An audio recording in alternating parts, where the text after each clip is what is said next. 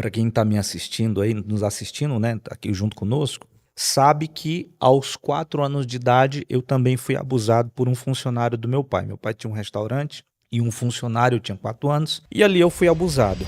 Que pensamentos e crenças falsas costumam nascer depois do abuso e como eles aprisionam a pessoa? É interessante que geralmente uma pessoa que foi abusada, ela se culpabiliza, né? Tudo, pastor, parte da interpretação, Uhum. né?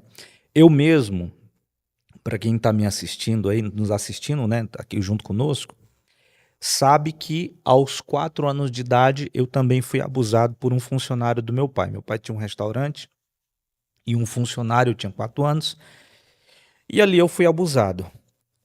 Diferente da maioria, e é muito bom eu falar isso aqui, diferente da maioria, ali naquele momento de abuso, pastor, não houve ameaças. Eu ali não estava entendendo. É tanto que eu não trago muitas dores sobre isso. Eu trago a dor da desconfiguração, porque esse abuso, pastor, ele me jogou para um quadro de comportamento e vício. Eu vivi uma vida afundada na pornografia. Mas tratando-se daquele evento, não foi um evento traumático, no sentido assim, ali houve ameaça, olha, se você contar, olha, tira a roupa, faça isso. Não aconteceu isso. Mas acontece, né? Então, existe as interpretações. Eu mesmo não interpretei aquilo como uma coisa ruim. Uhum. Não houve essa interpretação. Mas cada pessoa violada, ela vai ter a sua interpretação. E essa interpretação, ela joga isso lá para frente, e isso vai causar um dano terrível, né? E a interpretação geralmente faz com que essa pessoa ela fique presas numa cerca que nós chamamos de crenças limitantes, né? Sim. E o que é uma crença limitante? Eu sempre digo isso, né? É uma mentira que foi plantada na mente da pessoa, que se tornou uma verdade que aprisiona, né? Principalmente, pastor, a gente que trabalha muito nesse território do casamento, nesses bastidores, e a gente sabe que o sexo não é a coisa mais importante do casamento, mas tem o seu lugar de importância. Quando a gente vê um casamento onde o sexo ele é meio fragmentado, ele é meio raquítico, às vezes por trás pode ter um abuso de uma das partes. E a gente já atendeu pessoas que das duas partes foram abusados, né? Márcia mesmo atendeu um casal que os dois, tanto o marido como a esposa, cada um tinha sido abusado pela própria mãe. Meu Deus. Pela própria mãe, né? E depois casaram e foram saber lá na frente, na terapia, pastor. Um tinha sido abusado pela mãe, o marido, e ela também abusada pela mãe. E aí, como é que é o sexo? O sexo, ele é também desconfigurado, porque você nunca tem uma conexão emocional, você nunca está desfrutando. Por quê? Porque quando a pessoa te tocou, se você estava debaixo de ameaça e dor, e agora você é um adulto, está casado e está fazendo sexo, parece que você está pensando, mas é para eu sentir prazer? É uma coisa meio estranha, não é? Ao mesmo tempo, como eu atendi uma filha, né, que o pai começou a tocar e ela começou a sentir prazer, porque o corpo, ele dá resposta. Sim, sim. E hoje, adulta, ela fica assim, todas as vezes que eu sinto prazer na cama, isso parece ruim para mim, isso parece sujo, porque sentir prazer é me recordar que os primeiros prazeres eu senti com meu pai. E ela fica assim, eu tô na cama com meu marido, mas eu tô repetindo os prazeres que começaram com meu pai, me tocando. Como é que emocionalmente você fica bem para fazer sexo, né, pastor? Não, e é impressionante porque não é você tomar um remédio, Sara. Não, É uma questão de mente, de mente. né? E aí tem que haver todo assim, eu diria que Um enfrentamento, é né? uma dissociação de uma coisa da outra, né? Sim. Tipo assim, não tem nada a ver aquilo com isso daqui, mas até a pessoa conseguir fazer isso, não é fácil e precisa de muita ajuda do Espírito Santo, né? Sim. Agora, Existem comportamentos que revelam que uma pessoa ainda está vivendo sob as consequências de um abuso não tratado? Fora essa questão que nós acabamos de falar, tem outros comportamentos que a pessoa ainda mostra, não é, consequências desse abuso não tratado? Uma coisa muito comum, pastor, é a depressão, né? A pessoa, ela sempre é acompanhada de uma tristeza. Como eu disse, tristeza, luto, raiva. Existe um pêndulo que a gente chama, que ou ele vai para rejeição ou ele vai para rebelião, né? Quem vai para rejeição quer tirar a própria vida, quem vai para rebelião quer tirar a vida do outro. Por isso aí que nasce os assassinos e por aí vai. Quando uma pessoa ela tá nesse quadro aí, hoje, adulta, ela pode ter um comportamento muito de revolta, sabe? Aham. E você percebe, pastor, que ela é aquela pessoa que as pessoas não gostam dela. Eu sei que é difícil dizer isso, mas é aquela pessoa onde todo lugar que ela chega, ela cria confusão, todo lugar que ela chega, ela, sabe, carrega uma revolta, carrega uma coisa. Isso é ruim.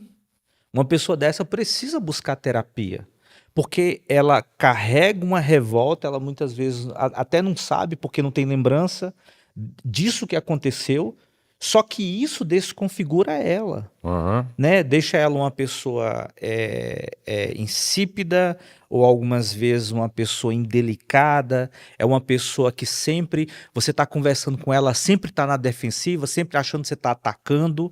É ruim os relacionamentos com uma pessoa dessa, Aham. porque ela sempre está achando que está sendo atacada se você está conversando, então isso é uma coisa para ser tratada, não é?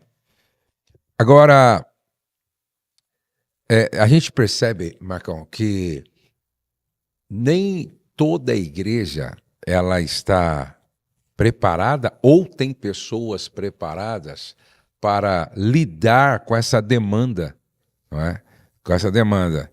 Quais são os maiores erros que familiares, líderes e igrejas cometem ao tentar ajudar alguém que sofreu abuso? Quais são os erros que muitas igrejas cometem? O primeiro erro, pastor, é não saber essas informações e ter essas ferramentas, porque você pode, tentando ajudar, você pode causar um dano maior. É a mesma Esse é o coisa, problema. é a mesma coisa da depressão. Às vezes, eu estava ouvindo ontem uma pessoa que hoje, inclusive, ela é uma terapeuta das terapeutas, né? Ela é até japonesa. E eu ouvindo essa pessoa, ela dizendo assim, ó, vivi tantos anos onde uma má interpretação me causava mais dano, porque a gente chama depressão com conteúdo. Eu não tinha nada que justificava. Todo mundo chegava para mim e dizia: "Mas você tem bons pais, você tem dinheiro, você tem tudo, você não deveria estar assim". Isso joga mais culpa. A mesma coisa, pastor, é a pessoa que foi abusada. Aí a pessoa que foi abusada, ela vai ter as suas fraturas, aí a gente chega para ela e fala: "Não, mas olha, mas não é assim um marido, por exemplo. Olha, mas eu não sou abusador, eu não fiz isso". Então ele quer que a mulher corresponda sexualmente, afetivamente, de um jeito que não tem como, porque ela não foi curada, não é? E aí é um problema sério quando a gente quer ser simplista em um assunto tão complexo, Tão complexo. tão delicado, porque dependendo do que você fala, você está minimizando, não é? Essa dor, desconsiderando muitas vezes a dimensão, a profundidade disso. Sim. E pior ainda é quando alguns pastores e conselheiros, por falta de preparo, dizem: não, isso aí ora e jejua que passa. Eu tenho, exatamente, pastor, eu tenho um histórico de uma mulher que em Brasília os conselheiros foram tratar com abuso dela. O que aconteceu, pastor? Ela entrou em surto. Pastor, ela entrou em surto, ela começou a fazer suas necessidades fisiológicas ali, como se fosse uma criança, Aham. né? Ela sofreu um abuso agudo mesmo, não é? Ao ponto, eu sei que é doloroso falar isso, ao ponto do pai introduzir o órgão até a garganta dela, Meu Deus. e ela sentia muitas dores na garganta adulta, né? Aham. E, e ali não souberam lidar e ela entrou num surto e ficou quase 3 meses. Inclusive, uma das pessoas que resolveu esse problema aí foi o Cote, Aham. né? O Cote que resolveu essa situação.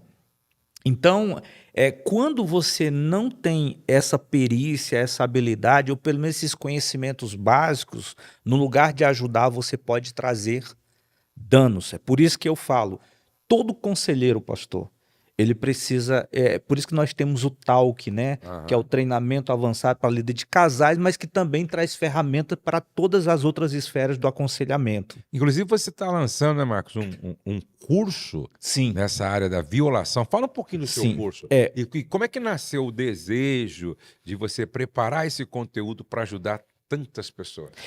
O curso Violação, restaurando as 5 trincas, né, as 5 fraturas de um abuso sexual. Eu sempre tive vontade de lançar esse curso, pastor, mas eu tinha um pouco de medo. Por quê? Porque um abuso sexual, primeiro, é um crime, né, pastor? Por ser um crime, e você quer tratar desse assunto, você tem que tratar desse assunto com com muito acolhimento, com muita acessibilidade, porque você está gravando um curso. Aham.